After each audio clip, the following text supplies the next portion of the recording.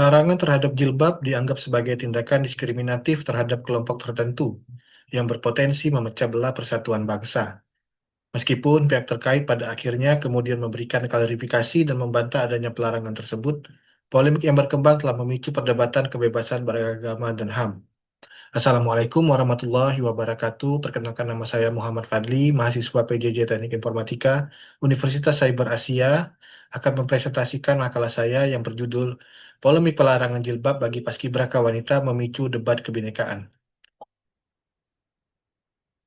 Pendahuluannya, adanya larangan jilbab pada paskibraka ini merupakan contoh konkret dari bagaimana teori dan praktik ideologi seringkali tidak sejalan.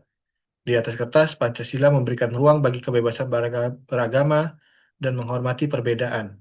Namun, dalam praktiknya justru perbedaan ini yang seringkali didirikan atas nama keseragaman.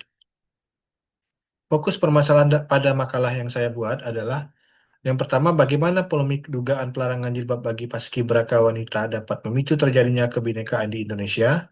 Faktor-faktor apa saja yang mempengaruhi munculnya polemik tersebut?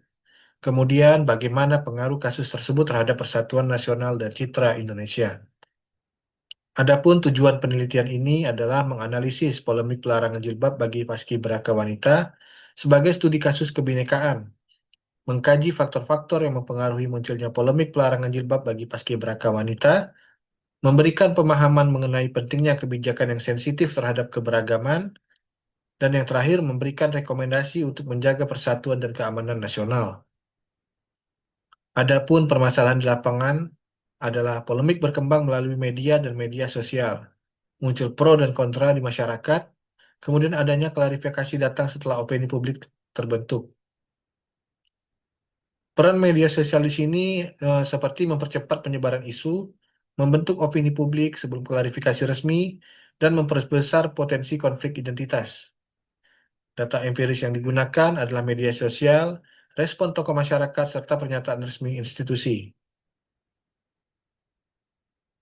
Kemudian teori kebinekaan. Bhinneka Tunggal Ika sebagai dasar persatuan, Pancasila menjamin kebebasan beragama. Keseragaman tidak boleh menghapus keberagaman. HAM dan kebebasan beragama. Kebebasan beragama dijamin dalam Undang-Undang Dasar 1945, jilbab sebagai ekspresi keyakinan, serta negara wajib melindungi hak warga negara. Nasionalisme dan simbol negara. Nasionalisme Indonesia bersifat pluralistik, paskibraka simbol persatuan, nasionalisme inklusif menghargai perbedaan. Komunikasi publik dan opini masyarakat.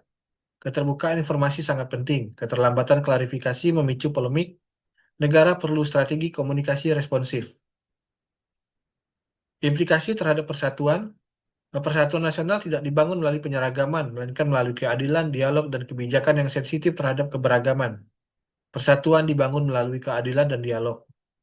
Kesimpulan yang dapat diambil adalah polemik dugaan pelarangan jilbab paskibraka menunjukkan tantangan nyata dalam pengelolaan kebinekaan di Indonesia. Respon publik yang luas menandakan tingginya sensitivitas masyarakat terhadap kebijakan negara yang menyentuh identitas keagamaan. Kebijakan dan komunikasi institusional yang kurang cermat berpotensi menimbulkan salah tafsir dan polarisasi sosial. Nasionalisme dalam negara majemuk seharusnya mempersatukan perbedaan, bukan menyeragamkan identitas. Kebijakan publik yang tidak sensitif terhadap nilai kebinekaan dapat melemahkan persatuan nasional. Saran, pemerintah perlu meningkatkan komunikasi publik yang transparan, konsisten, dan responsif terhadap isu sensitif. Informasi resmi harus disampaikan secara jelas dan tepat waktu untuk mencegah kesalahpahaman di masyarakat. Kebijakan kenegaraan harus dirumuskan secara inklusif dan berdasarkan konstitusi serta hak asasi manusia. Edukasi nasionalisme inklusif perlu diperkuat melalui pendidikan, media, dan dialog publik. Media sosial harus dimanfaatkan sebagai sarana edukasi dan klarifikasi yang konstruktif.